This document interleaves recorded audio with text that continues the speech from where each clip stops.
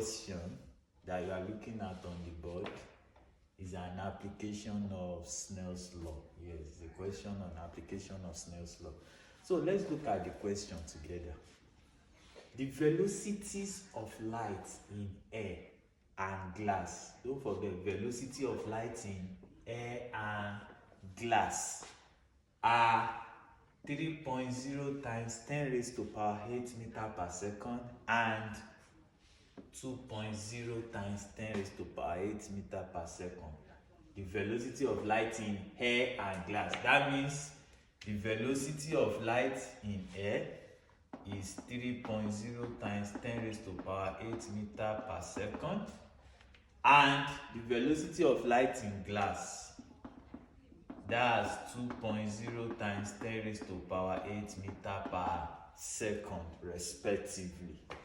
If the angle of refraction is 30 degrees, the angle of refraction, let's use R to represent that 30 degrees. Don't forget, V subscript A is representing velocity of light in air, which is 3.0 times 10 raised to power 8 meter per second.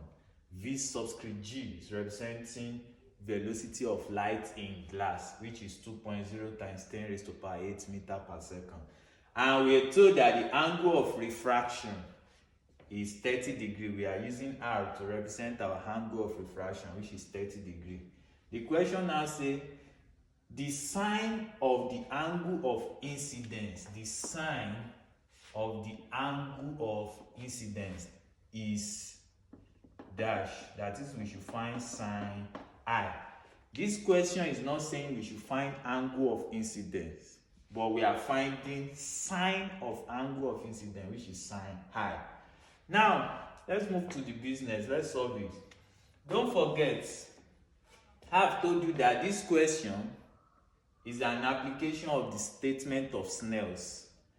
Snell's law is the same thing as second law of refraction, which says refractive index equals to sine I over sine R, which is the same thing as velocity in air over velocity in glass, or wavelength in air over wavelength in glass.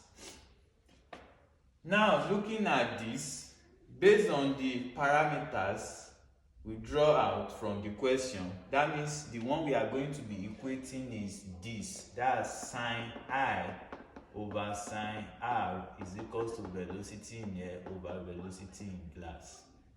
If we now input our data, sine I, that's what we want to find, over sine R, that's sine 30 degrees, since our R is 30 degrees, equals to velocity in air, that's 3.0 times 10 raised to power 8 over velocity in glass, which is 2.0 times 10 raised to power 8. Looking at this, 10 raised to power 8, we cancel 10 raised to power 8. That means our sine I over sine 30 degrees is 0.5.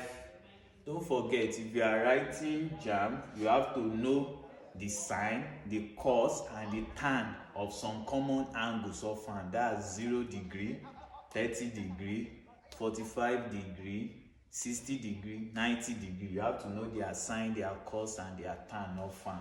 So that will give us sine I over our sine 30 degrees 0.5 equals to, don't forget here, 10 raised to power 8 has cancelled 10 raised to power 8. So we have 3 over 2. And 3 divided by 2 will give you 1.5. So if we cross multiply, we can put this 1.5 over 1. So if we cross multiply, 1 times sine I will be equals to 0.5 times 1.5.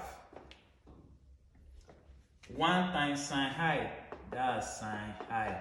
Then we're going to do 0.5 times 1.5. If we multiply 0.5 times 1.5, 0.5 times 1.5, That gives me here 0.75, which makes the correct answer to be